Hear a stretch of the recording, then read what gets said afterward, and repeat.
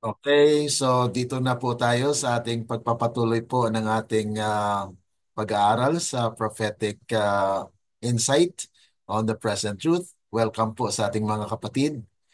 We will be going to live on our SDA Online study page in our FB. So those who are following us may also seek the what we call this blessings of the Lord as we continue to pray as well. Ano? Pray for me and I will pray for you that everything that we learn here will be beneficial for each one of us. Okay? So we are happy to have you. Welcome to those who are following us and shout out po sa ating mga kapatid na nag-comments, sa mga nag-share po ng ating link. Maraming salamat po sa inyo, sa ating mga kapatid po sa ibayong dagat, sa iba't ibang sulok po ng ating mundo. Kahit saan po tayo umabot, magandang umaga, magandang hapon, magandang gabi sa inyong lahat. At kami po ay nalulugod at nagpapasalamat po sa Panginoon dahil tayo po ay pinag-isa, pinagbuklod sa isang platform po dito sa online study natin. Ano po? Okay, so ang ating pagpapatuloy po ngayon ay this is actually part of the summative of the third angel's message. And tomorrow, we will be discussing the additional angels that had been mentioned in Revelation chapter 14. Ito po yung ating naiwanan nung last week, yung how many angels are there in Revelation 14. At ito po yung part 3 na ating iniwanan. Kaya nga po sa ngayong araw ay atin pong ipagpatuloy po. Ano? At ito po yung series natin ay When the Angels Speaks. So this is where the angel speaks. Mayroon po siyang mensahe. Ano? At particularly our study for today will discuss the question, what happens to those who remain faithful to the third angel's message, even as its voice fades? Ito po yung isang kalagayan po ng ating iglesia na kung saan ay the message of the third angel somewhat become tame and voiceless or has uncertain sound. Kaya nga po, there is a need of another angel that will give force and power to the third angel's message. Kaya ngayon, ang atin pong pag-aralan ay ito po ay continuation but a summative of the third angel's message. Okay? And these are talking about God's messages for His true church.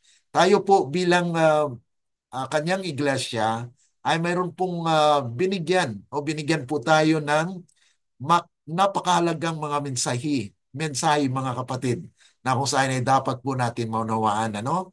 Kaya nga po, magpapasalamat na nagpapasalamat po ako sa inyo na kung saan ay inyo pong ma-share itong ang ating link para ang iba rin po natin mga kapatid sa ating iglesia ay magkaroon po ng pagkakataon na makarinig din po ng liwanag na kung saan ito po ay makahulang pananaw sa mga presenteng katotohanan na atin pong matunghayan at mapag-aralan po sa Biblia at ganon din po sa Espiritu ng Hula. Okay? At welcome po sa ating mga kapatid, sa mga bagong nagsusubaybay po. Ito po yung serye ng ating pagpapatuloy. Yung last week po nating iniwanan about the third angel's message. Atin pong na-discuss last week yung first, second, and third angel's message. And today, ay atin pong isummarize yung the third angel's message. Okay? Ano po ang mangyayari sa mga taong mananatili na tapat sa tatlong mensahe ng anghel na kahit ang tinig nito ay hindi na klaro? Okay? Nawawala po. Ano? Bago pa man tayo po ay magpatuloy, ay mayroon po tayong prayer thought. Ano? ating pong tingnan at sariwain po ang ating mga isipan sa diwa ng ating pananalangin at ito po ang nasasaad sa espiritu ng hula. Instead of increased power, as we enter the perils of the last days, weakness, dissension, and strife for supremacy are apparent. Kaya ito po ang nangyayari ngayon. Kaya nga po ay kinakailangan po natin ng makahulang pananaw para po sa mga presenteng katotohanan na nais ng Diyos po na ihatid sa atin bilang iglesia, Seventh-day Adventist. At kaya nga po, there are perils na atin pong makasalamuha habang tayo po ay nabubuhay bilang mga Seventh-day Adventist. At kaya nga po sabi rito, may weakness, dissension, pagkahati-hati. Kaya marami po ang mga lumalabas sa ating iglesia because maybe our message has been tinatawag natin na medyo panis na. Or there is a repetition of what we have known before and yet we don't have the progression of the truth that God has entrusted for us. Na kung saan mga kapatid ay nais ng Panginoon na ang ating isipan, ang ating relasyon sa ating Panginoon ay dapat dit po ay mag-grow kasi yan po ang dinagdag sa ating doktrina. Alam niyo po, dati ang ating doktrina po ay 27 fundamental doctrines lang. Pero may dinagdag po at yun po ay napakahalaga. Dahil yun po ay growing in Christ. Once you are growing in Christ, then our knowledge of Christ must also increase. Okay? Kaya sabi po rito, but if we had a connection with the God of heaven, we should be mighty in Him. And yet we would walk with all lowliness of mind, having self-hid in Jesus. But now, both spiritual and natural feebleness and death are depriving us of workers. God alone, by His Holy Spirit, can arouse us from slumber of death. Ito po ay nasusulat para malaman po natin na ito po pala ang ating kalagayan. Now we are dying. We are dying of what?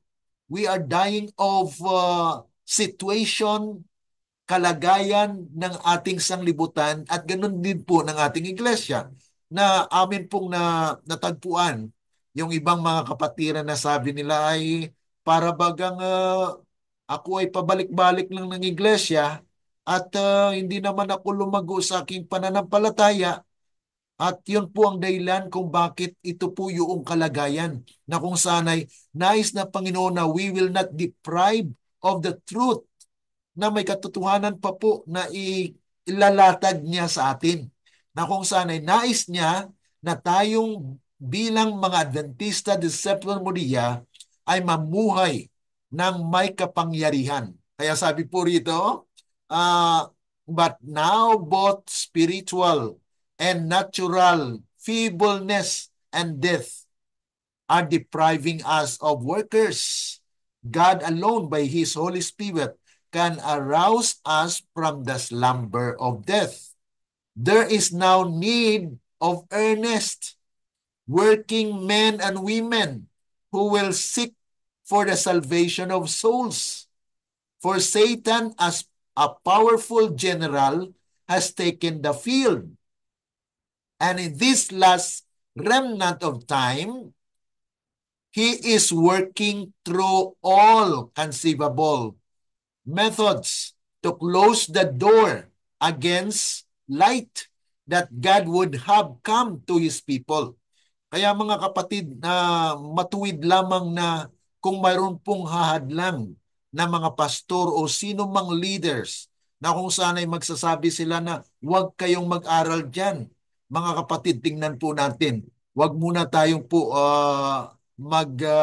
mag-judge na kung sana'y hindi pa nga po natin napakinggan ay binalagbagan na or mayroon na pong tinatawag na warning na huwag kayong makinig dyan.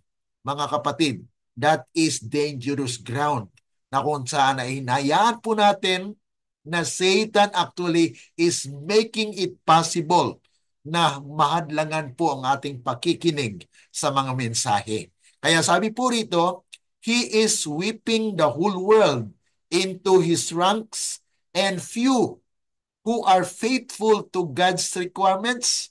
You see, mga kapatid, few lamang. Kaya huwag po tayo magpasakop doon sa karamihan. Ano?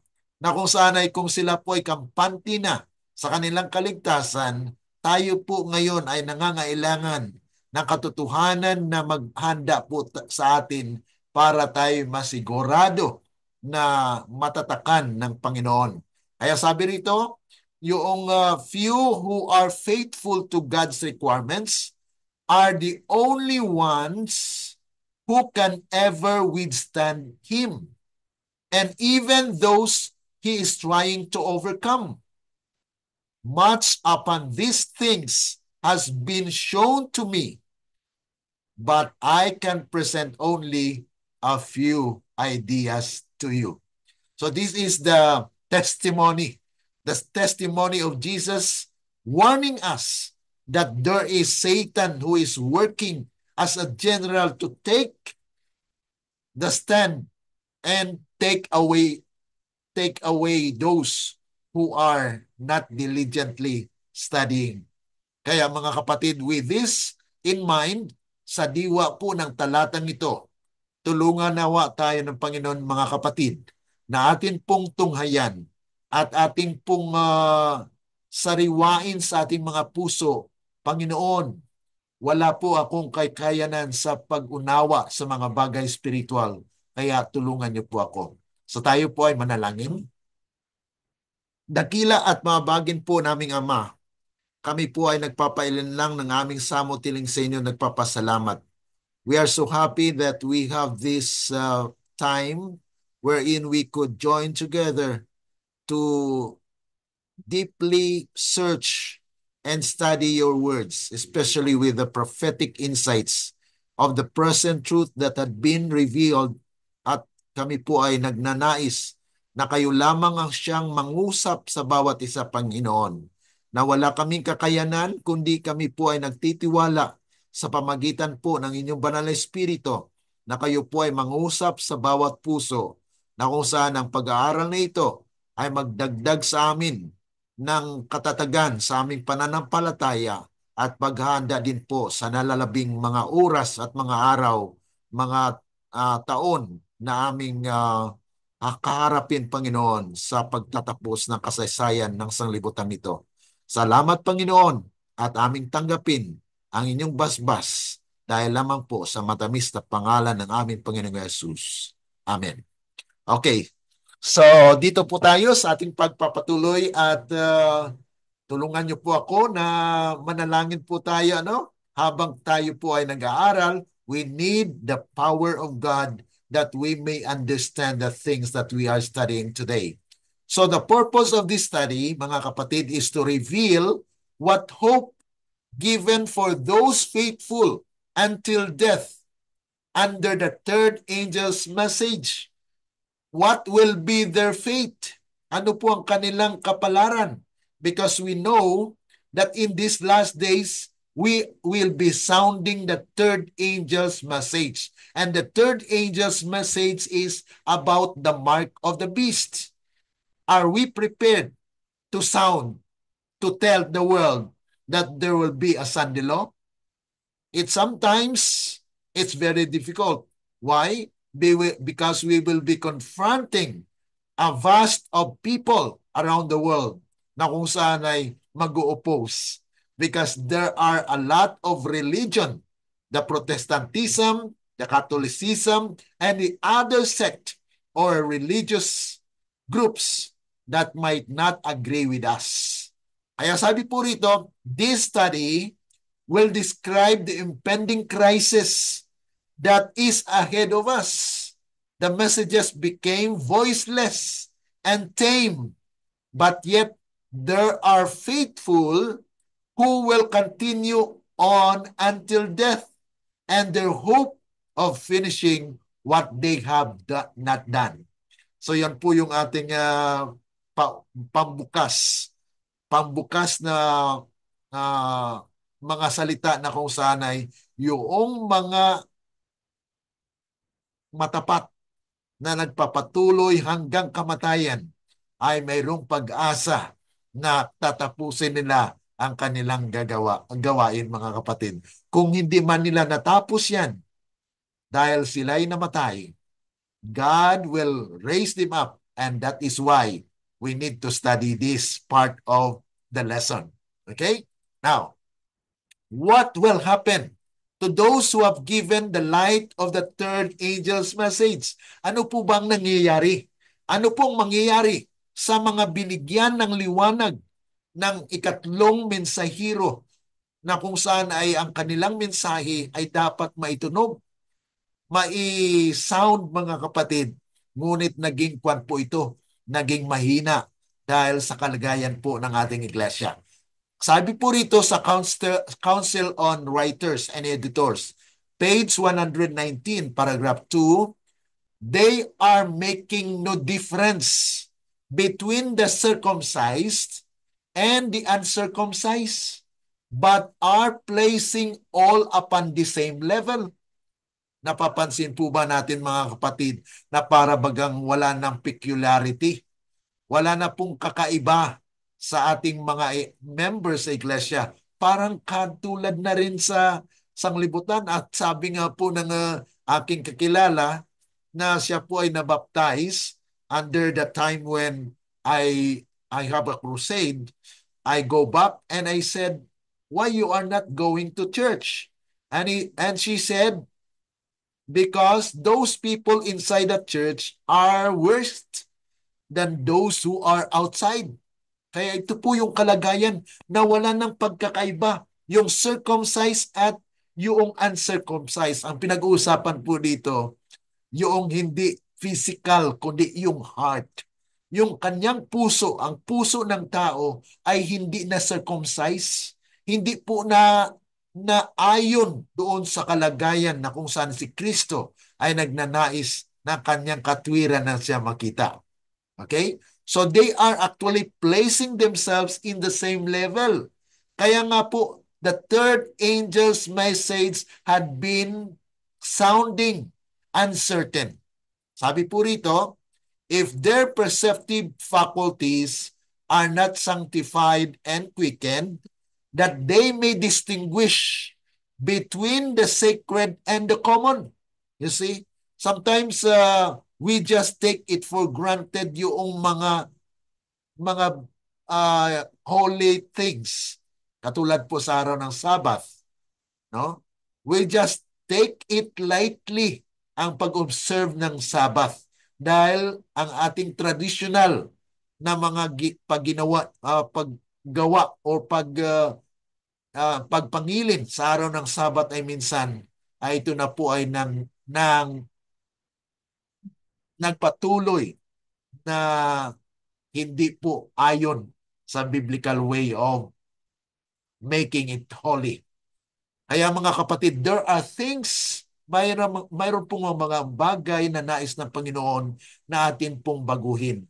Na kung saan ay there will be a true revival and reformation. That's why this message was given to us. Kaya sabi po rito, they will go on placing men where God should be, falling to distinguish between obedience and disobedience.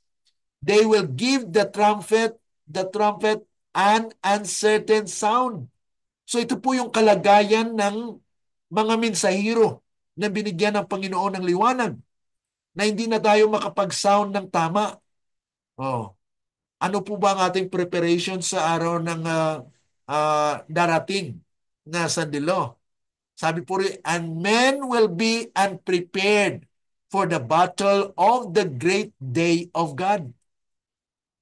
Dahil mayroong dakilang araw na darating kung saan po ang Panginoon ay maghuhukom sa kanyang bayan, at kung mahukuman niya po ang kanyang bayan, then how can we stand? 1 Peter 4:17. na kung ito ay magsimula po sa atin. Yan po actually ang sunod natin na na mga suweto, mga topic sa ating serye.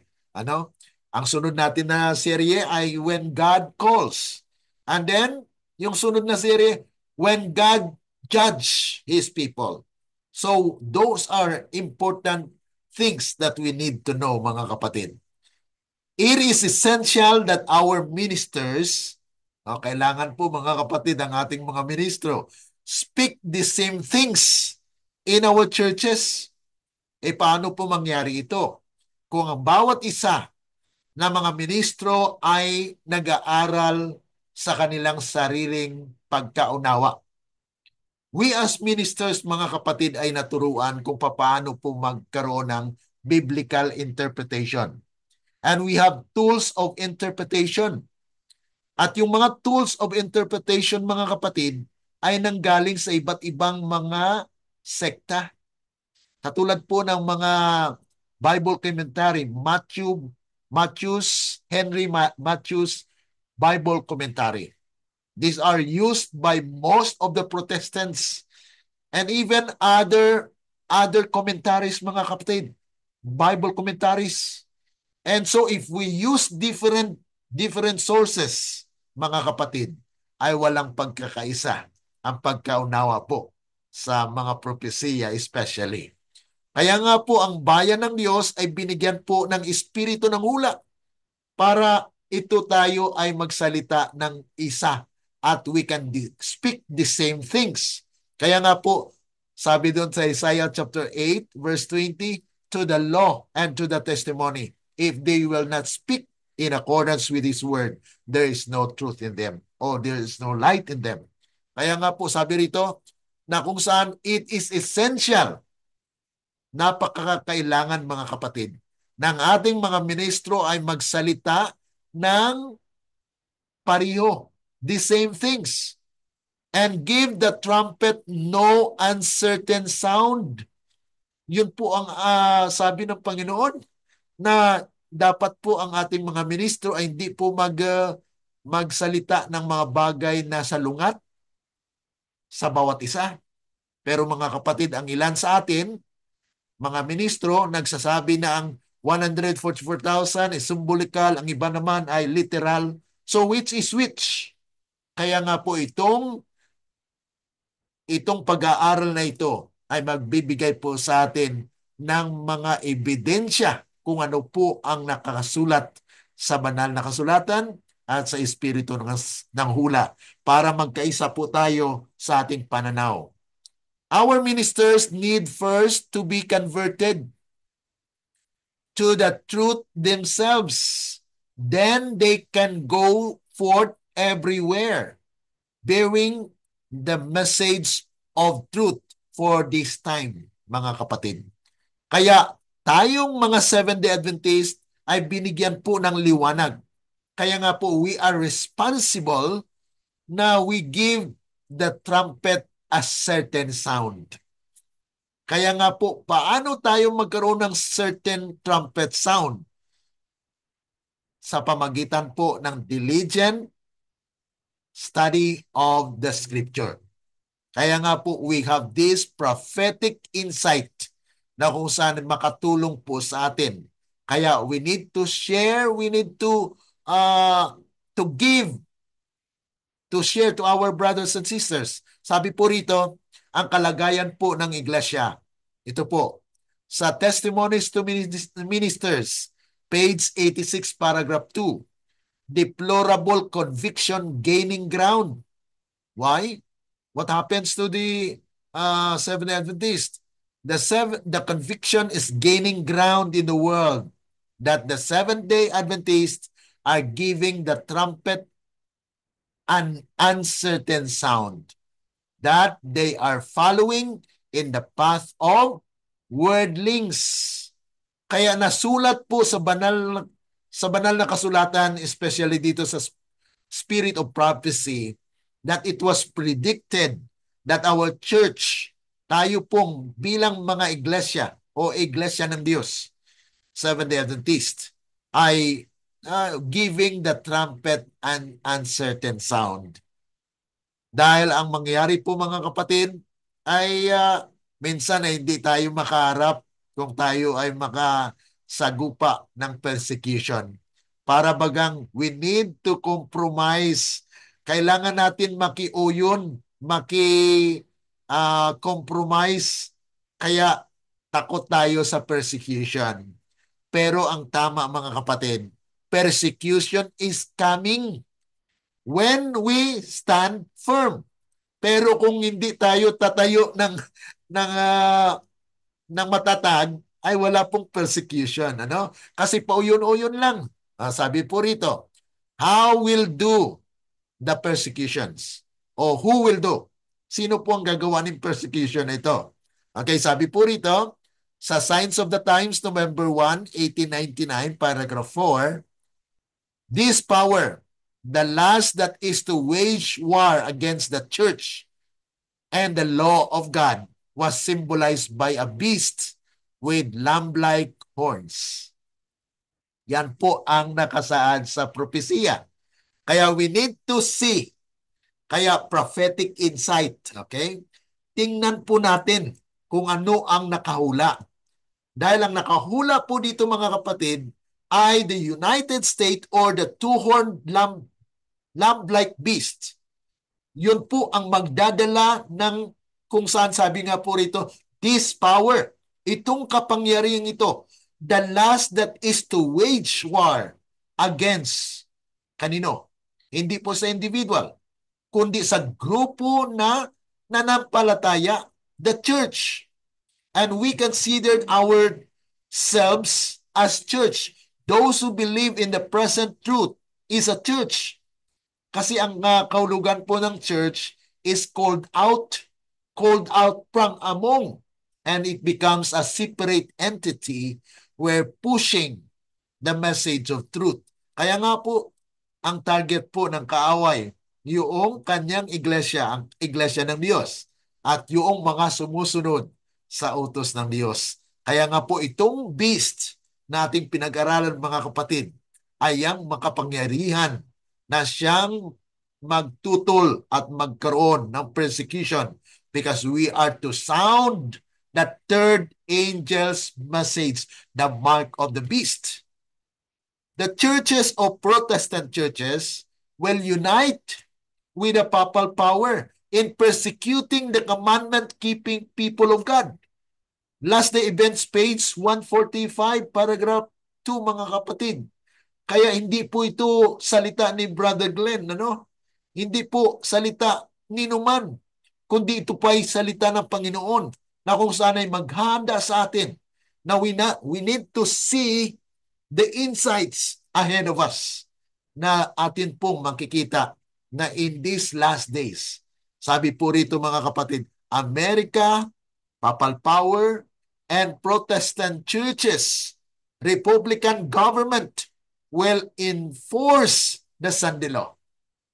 At alam natin mga kapatid, just recently, we have a new president in the United States. And we don't know, he will be the end or the last president of the United States. But we need to pray mga kapatid na tayo maging handa din po. Sabi rito sa manuscript release, volume 7, page 192, paragraph 1. Laws enforcing the observance of Sunday as the Sabbath will bring about the national apostasy from the principles of the republicanism upon which the government has been founded. At alam niyo po mga kapatid, just recently, it was prophesied that there are only, in the last days, there will be 2 days election, and it happens. It was actually written in the inspiration, and it was fulfilled in our time. And so we need to be aware, brothers and sisters, that we need to sound the certain sound, not uncertain. Kaya ito po ay part pa rin ng third angel's message as we conclude our study for the three angels' message, and we will going through with another angel that will give force and power because the message has been uncertain. And we know that when the mark of the beast will be implemented, then death penalty will be afforded to those who will violate it. Kaya there will be a mandate. Yun ang mga kapatid, itong mga mandato. Katulad po sa nangyari in the past years na nagkaroon ng mandate ang buong mundo na magkaroon po ng lockdown. The same. Parang siniset up na tayo mga kapatid, ano? Na kung saan ito po ay mga a time wherein we could see the sample of those events. Revelation chapter 13 verse 15 says, the image of the beast should both speak and cause that as many would not worship the image of the beast should be killed. Dahil hindi na po sila makapagbili, hindi naman sila makapagbinta, and that's recorded in Revelation chapter 13 verse 15. In spite of death penalty, there will be faithful who are willing to die. Pero at that time, will they die, mga kapatid? Mamatay po ba sila? No, they will be protected because those who cannot bear such event will be put in rest, mga kapatid. They will rest for a while. And when the kingdom is established, then we will see what will happen to them. We have a statement in the spirit of prophecy that makes it clear. Revelation 20 verse 4 says, and I saw thrones, and they sat upon them, and judgment was given unto them. And I saw the souls of them that were beheaded for the witness of Jesus and for the word of God, and which had not worshipped the beast, neither his image, neither had received the mark upon their forehead or in their hands, and they lived and reigned with Christ 1,000 years. So may pag-asa, mga kapatid, yung mga namatay, no?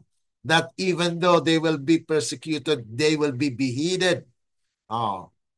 But yet there is hope, mga kapatid, na may buhay. Kung yan man po ay pahintulutan. Ano? Ngunit atin pong tingnan ang mga makahulang pananaw ayon po sa propesiya na kung saan ay binigay po sa atin. Sabi po rito, everyone is affected by mark of the beast system. Everyone. Pero mga kapatid, sa bayan ng Diyos, they are prepared. Okay? Yan pong tandaan natin. Because God will put a mark on them. They will be sealed. And they will be protected. And God will encompass them with protection. That's why there is a message of sealing. Right now is a time of sealing, where God's people will be sealed. And when they will be sealed, then any power could not overcome them. Sabi po rito sa Revelation 13:16, and he causeth all, both small and great, rich and poor, free and bond, to receive a mark in their right hand and in their foreheads. So the mark of the beast system controls. But we know God actually allows, na kung saan ay ang sanglibutang ito ay under the control, but yet time will come that God will pour out His Holy Spirit to all flesh, and it will make it able that those who will be receiving and hearing the truth will be actuated to believe, because God's word is powerful. So we can find here that at that time, there will be an economic struggle or test. Na kung saan hindi ka makapagbinta, hindi ka po makapagbili. Kaya nga po ngayon pa lang, ay sinasabihan po tayo, get ready. Go to the country living. Yan po isa sa mga kaparaanan para ma-prepare din po ang kanyang bayan when the exact time of the time where God's people will be gathered, they will be protected, mga kapatid. Kaya there will be power of the civil and the religious that will chase those commandment-keeping people of God. But yet God will protect them as well. Okay? So that's part of this lesson. How will they unite? Mark of the Beast is the confederacy of Protestant churches, papacy, governments, and the capitalist. So all of this will confederate. That's why we as God's people, we need not confederate. Pagdating po nito, mga kapatid, ay talagang nakalampas na po tayo sa tinatawag na Assyrian Confederacy. Now, once the Assyrian Confederacy will done, yan po ay maging bagay rin po nating pag-aaral. Just bear in mind that it will be an event specific na mangyayari po, mga kapatid. So the trades, according po sa 2SM, Selected Messages, Book 2, 142, paragraph 1, Ellen G. White says, the trades union will be one of the agencies that will bring upon this earth a time of trouble such as has not been since the world began. And we can note that Daniel chapter 12 verse 1 the same or speaks the same, that Michael will stand with his people, and that will be a time of trouble such as never was since there was a nation. And it is also the same with Revelation chapter 7 verse 1 and 2, that the wind will be loose, and it will be a trouble such as never was, because it will be a confederation of all of this system of the world, and it will draw to the beast, the scarlet-colored beast of Revelation chapter 17. Yan po, mga kapatid, yung events na dapat nating maunawaan. Kaya sa ating serye po ay kasama po yan sa ating pag-aralan. Okay? So, in the world, gigantic monopolies will be formed. Men will bind themselves together in unions that will wrap them in the folds of the enemy. Kaya mga kapatid, mag-ingat po tayo, because this is the world system that they have a target, mga kapatid. Since 2012, they have the idea to unite the world. And it was 2015 when in Malaysia was declared 15 years from now, they said, we will have the world order. So from 200 or 2015, you add 15 years and it will bring you to 2030. So that is what they say. That's why we need to study more. Okay? Okay. So the professed Protestant world will form a confederacy with the man of sin, and the church and the world will be in corrupt harmony. Yan po ang last day events, page 130, paragraph 2 o paragraph 3, mga kapatid. Romanism in the old world and the apostate Protestantism is the new will pursue a similar course toward those who honor all the divine precept. Kaya kung ating naunawaan po, mga kapatid, ang previous nating lesson last week, mga kapatid, regarding the second angel's message. Ang sabi po doon, Babylon is fallen. Okay, so twice. So we know that when this message had been proclaimed in 1844, Babylon has fallen. Okay? Actually, it was since 1500s because there was a wound that wounded the papacy. And in 1798, It was then the wound, mga kapatid, na kung saan yun po yung katagal ng span of years, 1260 years, na kung saan ang papacy was wounded. But that is also the existence of yung the the entrance, the emergence of the United States. 1798, also the founding. They have found a new land. And it was the establishment, mga kapatid, na kung saan ay lumitaw na rin po yung the beast, the two-horned beast. And until now, mga kapatid, we are still pursuing and looking at the events that will come, because there will be a final events that will come, mga kapatid. Sunday law is the last and what? Final test of the world. Kaya nga po, the Sabbath will be the great test of loyalty. For it is the point of truth, especially controverted. When the final test shall be brought to bear upon men, then the line of distinction will be drawn between those who serve God and those who serve Him not. Ngayon pa lang, mga kapatid, ay mayroon ng test. No?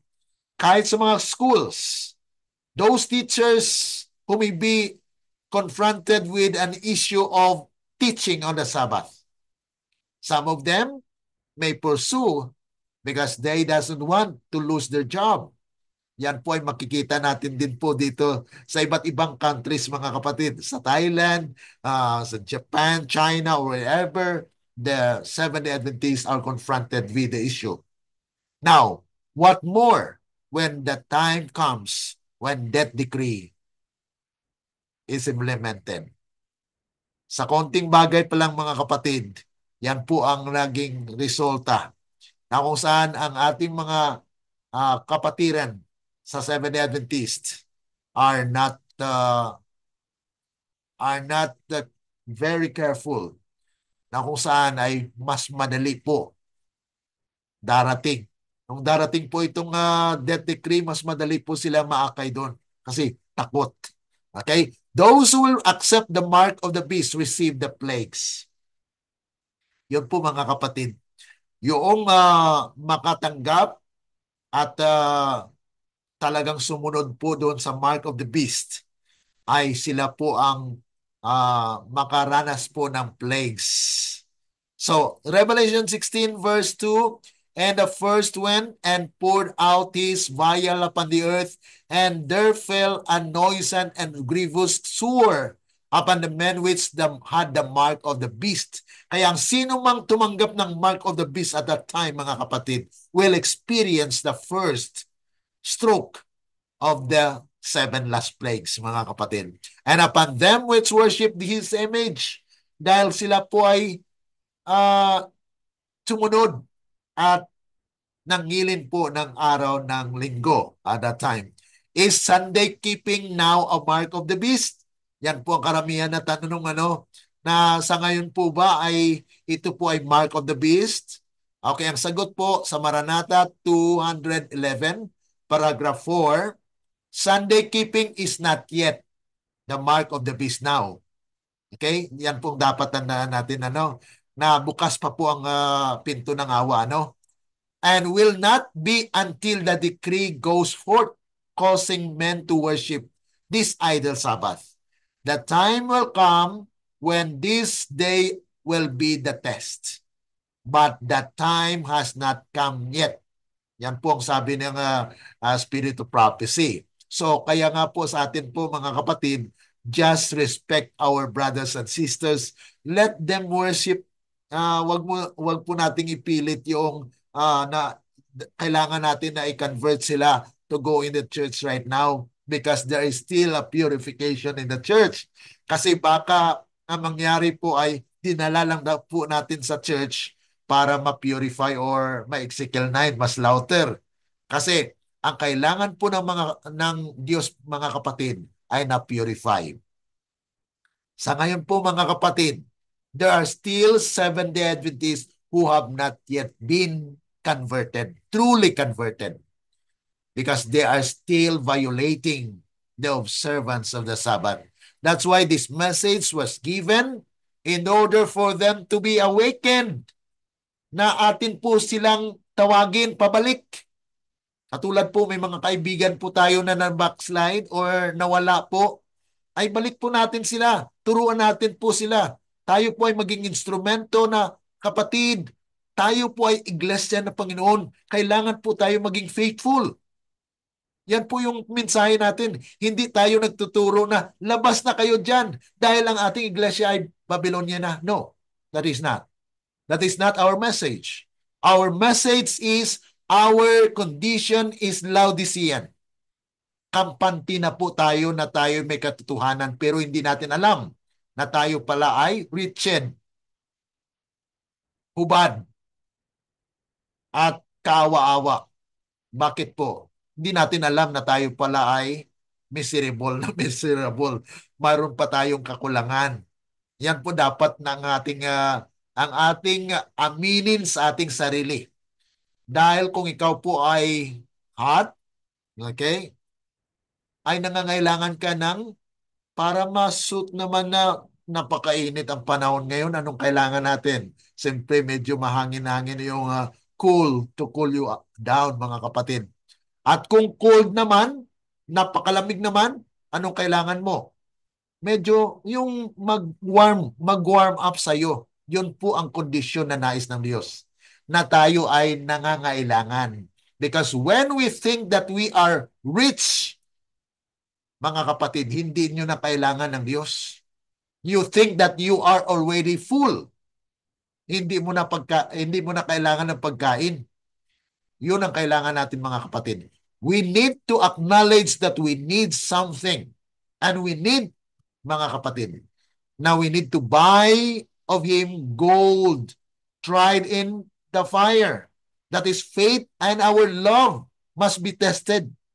And the raiment, the white raiment, the character of Christ, and the eyesabs, the spirit of prophecy, yung prophetic insight, na matingnan po natin at klaro ang ating pananaw sa mga darating na mga pagkakataon. Okay?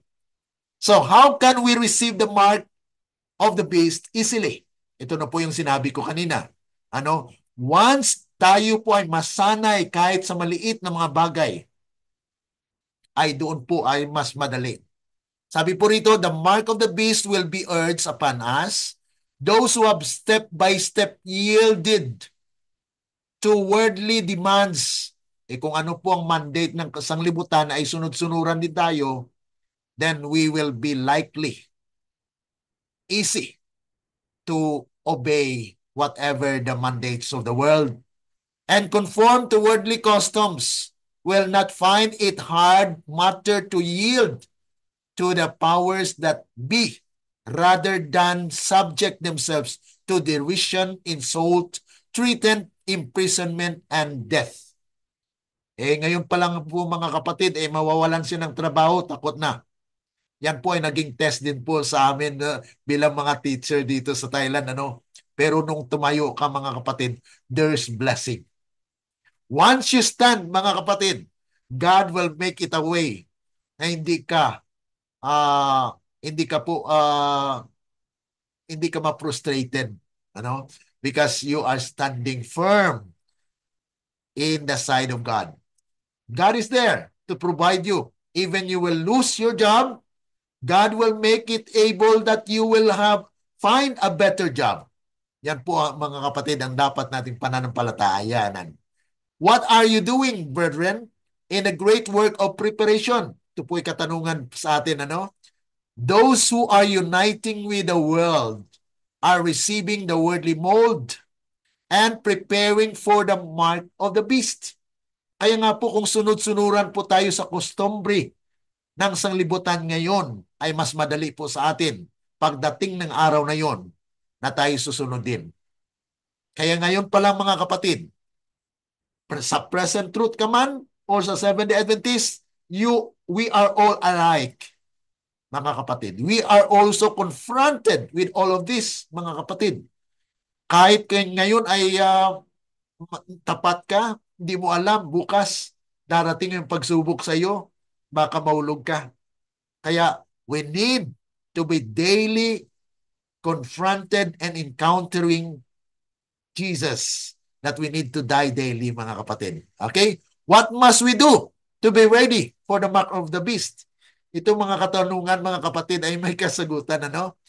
Those who are distrustful of self, who are humbling themselves before God and purifying their souls by obeying the truth.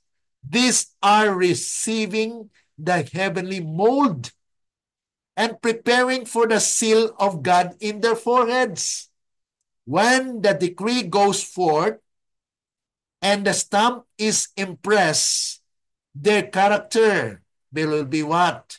Will remain pure and spotless for eternity. Yan po yung silyado na. Wow, napakaganda mga kapatid. Once you stand now in obedience to the truth, you will be sealed. Yan po yung settling into all truth. Na, na kung saan ay nag-distrust tayo sa ating sarili. Ano pong distrustful of self? Wala tayong tiwala sa ating kakayanan.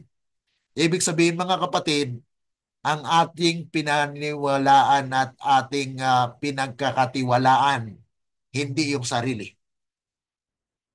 kundi ang Diyos na siyang may tatag, may lalang na kung saan siya po ang ating katatagan, kapangyarihan. Ha? Sabi po rito na kung saan yan po yung kinakailangan ng kanyang bayan in this time. That they will sing their own song. Yung song of their experience.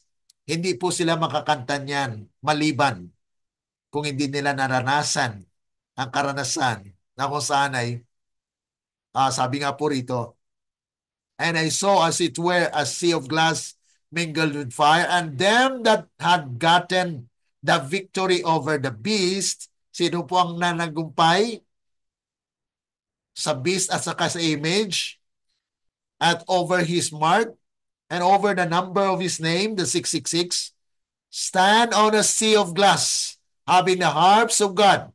This is actually a revelation, ano? Hindi po ito na kung saan ay sa panahon na yan ay nasa langit kagad sila.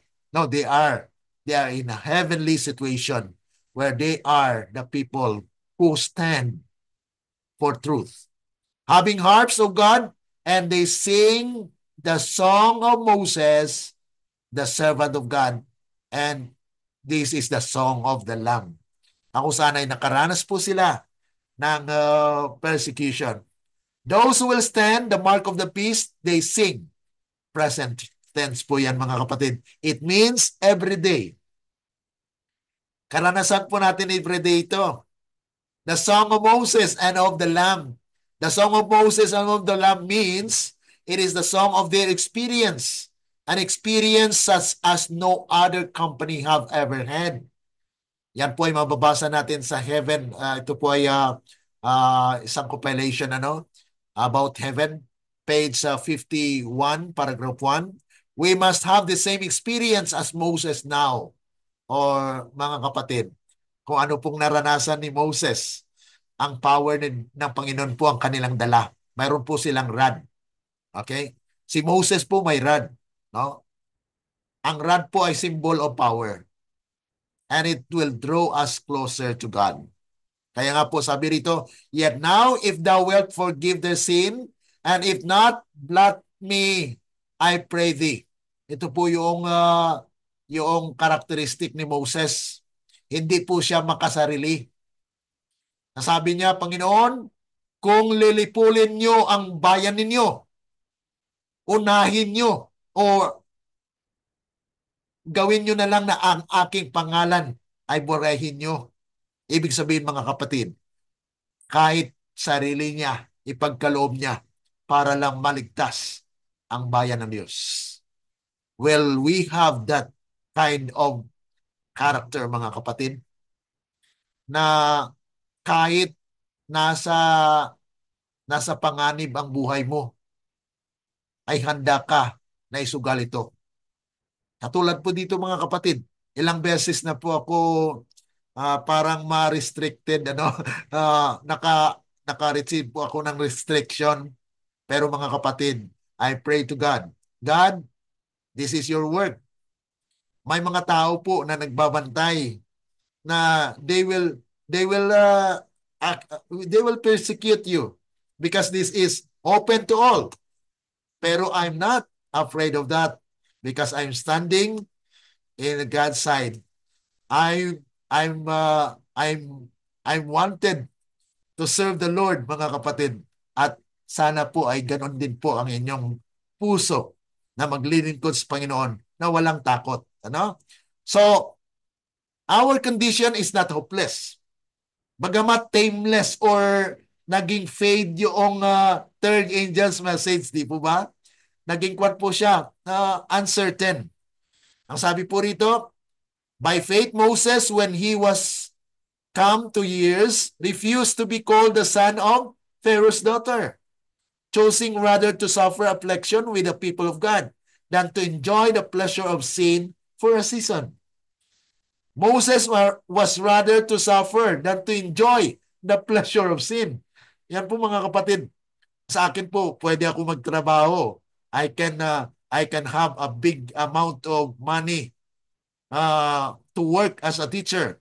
But yet, I choose to work in God's work, even there's sacrifices financially, and even your distance with your family. Sometimes you will be assigned wherever.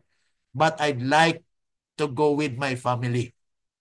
That's why that's our prayers, that we need to go together, facing the challenge of the world, mga kapatid. Dahil ito po yung karanasan ni Moses, na kung saan he rather suffered affliction than to enjoy the pleasure of life. Makareceive ka nga ng sweldo, mataas na sweldo. But the calling of the Lord, you have despised. Tinawag ka ng Panginoon, tapos tinanggihan mo. Mga kapatid, at that time, when I decided to work fully, hindi na po ako, baka ba't sabihin nila, balik ka, magturo ka para you enjoy of financial stability or whatever. But mga kapatid, serving the Lord is better than those things that enjoys life. Sabi po rito, we must have the same experience as Jesus now as well. So if we have experience like Moses, then we need also to experience like Jesus. So there is a hope, mga kapatid. Sabi po rito, Hebrews chapter 4, verse 14 and 15, for we have not an high priest which cannot be touched by the feeling of our infirmities, but was in all points tempted like as we are, yet without sin. So yan po ang dapat maranasan natin ngayon. For even hereunto were ye called, because Christ also suffered for us, living as an example, that ye should follow his steps, who did no sin, neither was guile found in his mouth. Jesus overcome every sin. So that's our ultimate goal, mga kapatid.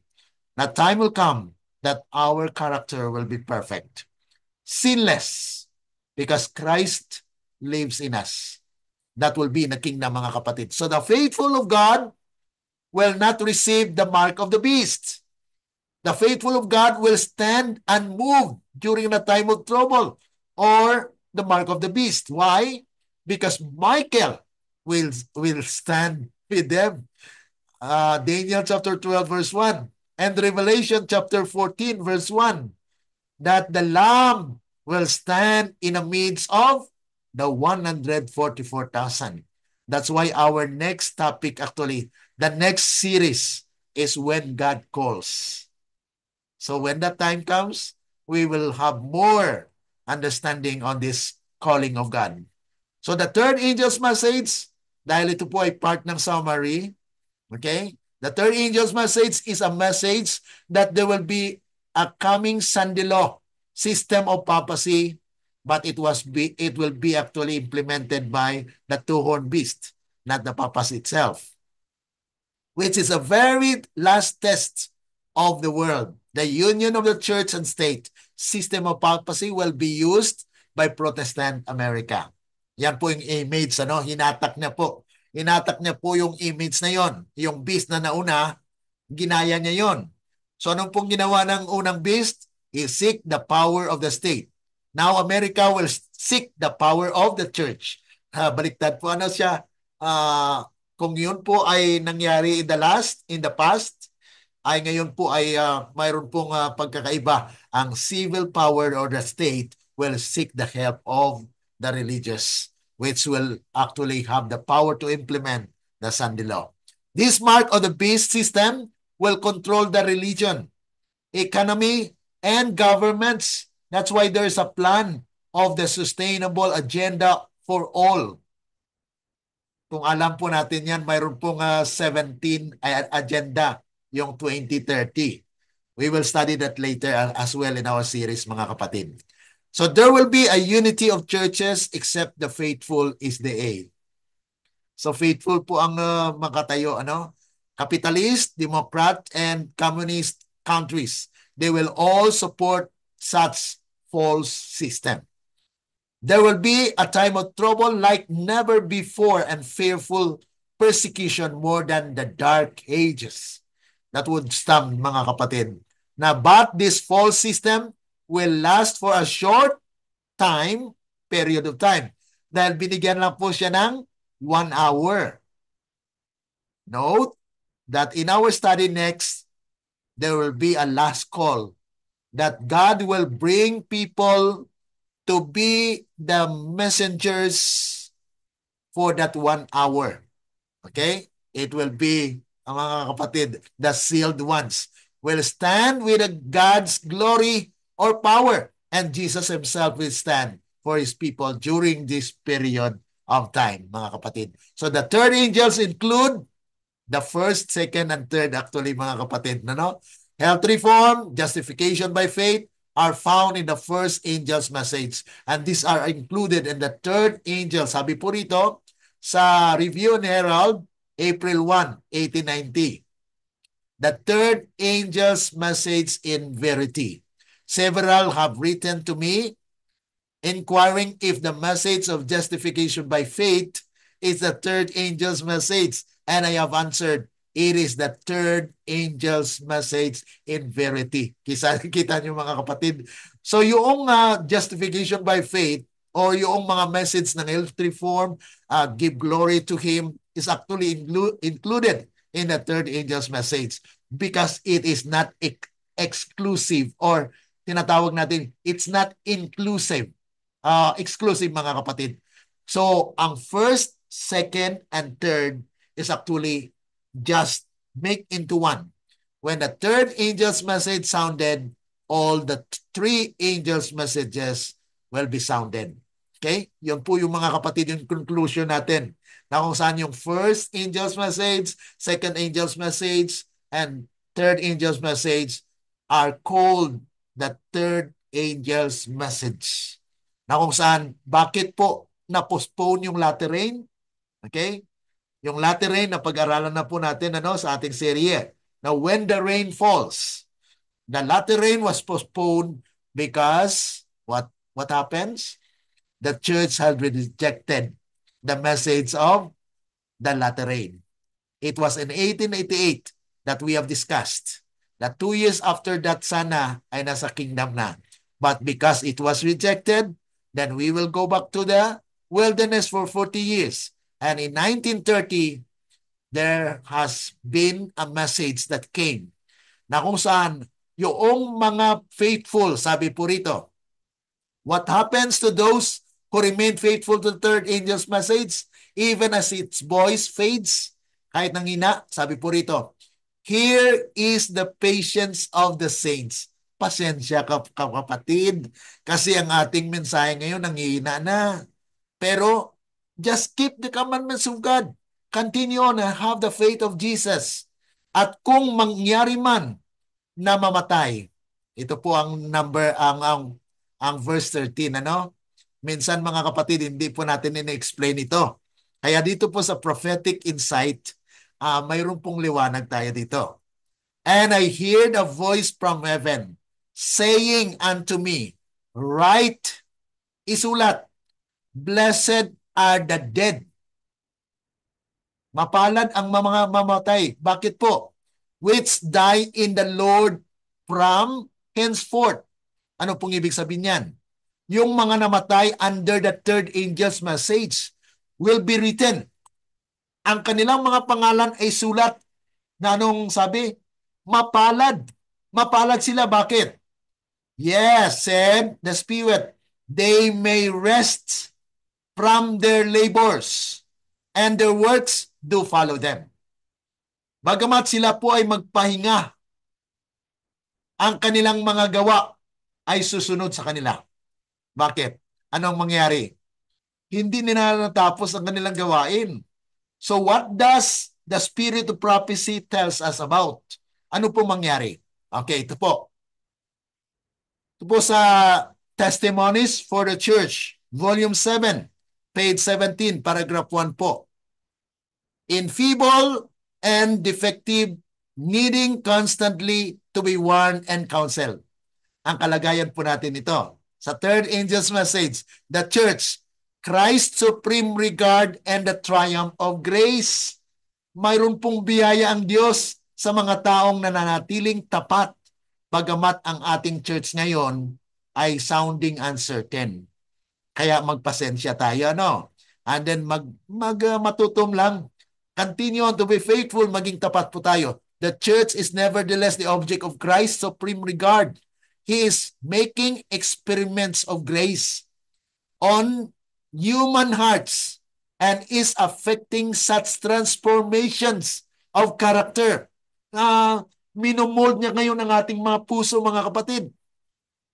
That angels are amazed and express their joy in songs of praise. They rejoice to think that sinful, erring human beings can be so transformed. Mayroon pong transformation na mangyari. Now, once you receive the message of the fourth angel, yan po nga sunod nating pag-aralan, ano? So sa bukas po, huwag kayong mawawala because it will be discussed. Sabi po rito, they rejoice to think that sinful, erring human beings can be transformed. Bakit ano mangyari po mga kapatid? As the third angel's message swells into the loud cry, great power and glory will attend to its proclamation. The faces of God's people will shine with the light of heaven. Wow, mga kapatid. So this is a hope for those who will be faithful unto the end. May pagpasensya sila. Pero kung mamatay ka mga kapatid, under that message, your name will be written as blessed. Why? Because ang following paragraph po, especially sa paragraph 4, ito pong mababasa natin. Okay? The eternal call. Faithful service in life, death, and beyond. Ano pong sabi? The battle cry is sounding along the line. Let every soldier of the cross push to the front, not in self-sufficiency. Mga humble po sila. Okay? They are also the wheat. Because ang wheat po, mga kapatid, humble. Pero yung mga tears, mga kapatid, ay mga pan po yan, may pride. Okay? Ma-pride po. Okay?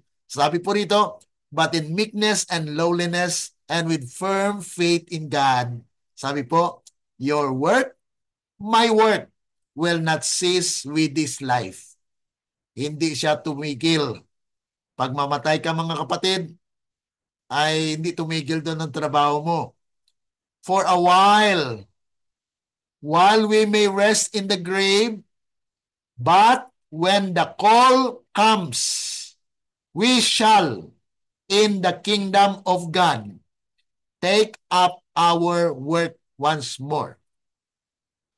So those who have died under the third angel's message will be resurrected and join with the 144,000. Yan po ay may talata tayo dyan. Yan po ang pag-aralan natin bukas. This highlights the themes of perseverance, humility, and the continuation of God's work even beyond. Okay, naputol po tayo sandali. Nawala po yung ating internet. Nawala tayong internet. But now we return back. Thank you so much. This actually highlights what will happen when the two angels, the two reaping angels na mapag-aralan natin bukas. Okay? So yan po yung ating pag-aaral. What will happen to those faithful? Even the message of the third angels faded or uncertain. Be patient, mga kapatid. And then those who will die, what will happen to them? They will rest for a while. But when the call comes in the kingdom, they will take the word once more. Okay, so any reaction from this study? We have exceeded our time, but we started late, so it's just exactly as what expected. Okay, so I hope that you learned lesson for today, and tomorrow we will continue on with the other angels that will give force and power to the third angel's message, because our series this week, mga kapatid, ay continuation of last week na how many angels are there in Revelation 14. So we will fulfill to answer that one tomorrow, and there are additional angels that will be discussed tomorrow. Okay? So thank you so much for Okay, so thank you so much for those who are following, and any Wala, Brother Glenn, ang signal mo. ayun na nga po, nawala po yung internet. Iwan ko may problema siguro yung line at saka yung Zoom. So sorry po mga kapatid, nawawala-wala po tayo, but we are happy na nandito na tayo sa end. Brother Gani, thank you so much for following us. And we also encourage our brothers and sisters to join with us. Any Sister Marianne, meron po kayong any reaction? Tanong lang. Sige Meron po. lang akong tanong. Meron lang akong tanong. Yung bang pag buo sa 7 plagues, Apo. ang mga nasilyuhan na andun pa rin, hindi pa yung nasa kingdom na? Actually mga kapatid, yung Nagkatag paghihapon sila? yung mga nasilyuan po ay talagang nasa kingdom po sila. Katulad po sa nangyari doon sa Egypt. Sa Egypt po ay saan po yung bayan ng Diyos? Nasa Goshen, okay? Nasa Goshen po sila. At sila po ay Sa Gosen. Oo. Goshen po. Sila po ay protected by the Lord, at hindi po sila maapektuhan ng 7 last plagues. Yung 7 last plagues po, ayon doon sa sinabasa natin, will fall to those who have the mark. Okay? Kung sino po ang may mark of the beast, yun po ang maapektuhan. Okay? Dahil yung 7 last plagues po ay para doon sa sanglibutan, kaya atin pong na-clear po yan sa ating serye na ang slaughter of Ezekiel 9 is different from the 7 last plagues. Yung 7 last plagues po para sa world, ang Ezekiel 9 po ay para po sa church. Na kung saan i-purify muna yung church. Pag ma-purify po yung church, ay bubuan ng espiritu yung bayan ng Diyos. Sa Pentecostal power po yan. At they will sound the loud cry habang mayroong sandilo. Okay? So during the sandilo po mga kapatid, yan Pero, din po. Brother, Sige po. mag-gather na yung nasa labas, nag-gather na sila doon sa kingdom bago mag-ano ang 7 last plagues. Yes po. Okay. Yes po. They will be protected. They will be gathered in one place because that will be a preparation as well for the soon coming of Christ. Na those who will be gathered, kaya nga po yung expanded yung kingdom. Yung stone in Daniel 2 becomes a great mountain and fill the whole earth. Yan po yung ma-expand po yung actually yung kingdom ng Panginoon, lalawak po siya. Okay? So talagang yung the scope of the place will be expanded because it's also God's power na mangyari po mga kapatid na He will cause that His people will be preparing for the soon coming of Jesus Christ. Okay? Any additional po? So mauna po na siya ang giingon sa Brother Glenn. Yes po. Mauna po na siya ang giingon na time of trouble nga wala pa sukad na hitabo. Mauna na siya ang pagbubo na sa 7 ka hampak o dili pa? Yung trouble as never was since there was a nation, yun po ay bago pa man mabubo. Okay? Bago pa po yung 7 last plagues, God's people will be prepared. Okay, mayroon po trouble dito. Okay? Yung trouble na yan ay nandun po yung political, religious, na may mandate na po ng death decree. Yan po yung troubles as never was eh. Okay? So, yung 144,000 at that time ay mag-sound bit din po ng mensahe. So, they will sound the message, the loud cry. Okay? Loud cry po yan. Okay? So, they will gather the second fruit. Yan po ay pag-aralan din natin po sa sunod nating serye. Okay? Okay, so tandaan lang po natin yung mga napag-aralan po natin dahil babanggitin ko po yan once na we will go through with that.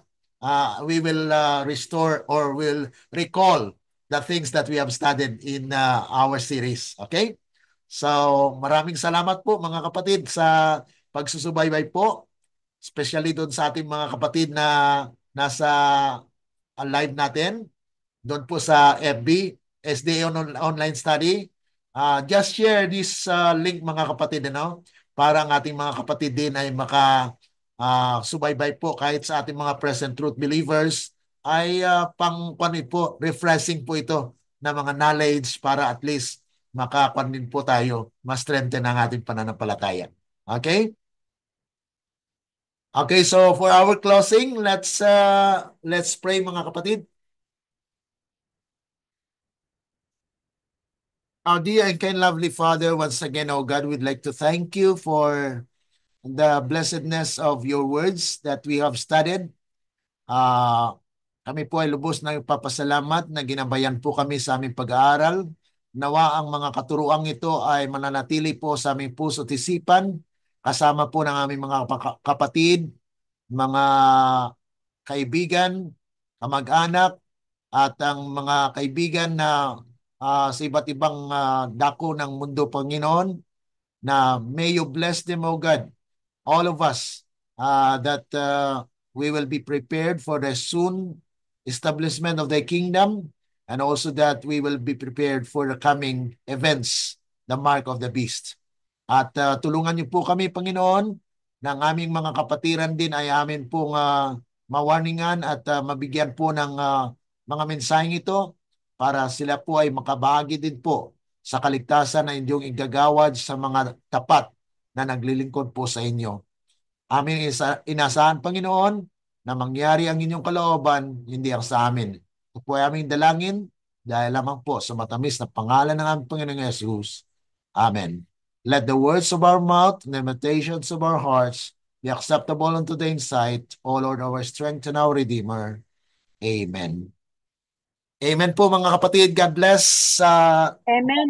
God bless. God bless. Brother Gani, thank you so much. Amen. God bless. Brother Bernabe, thank you. Po.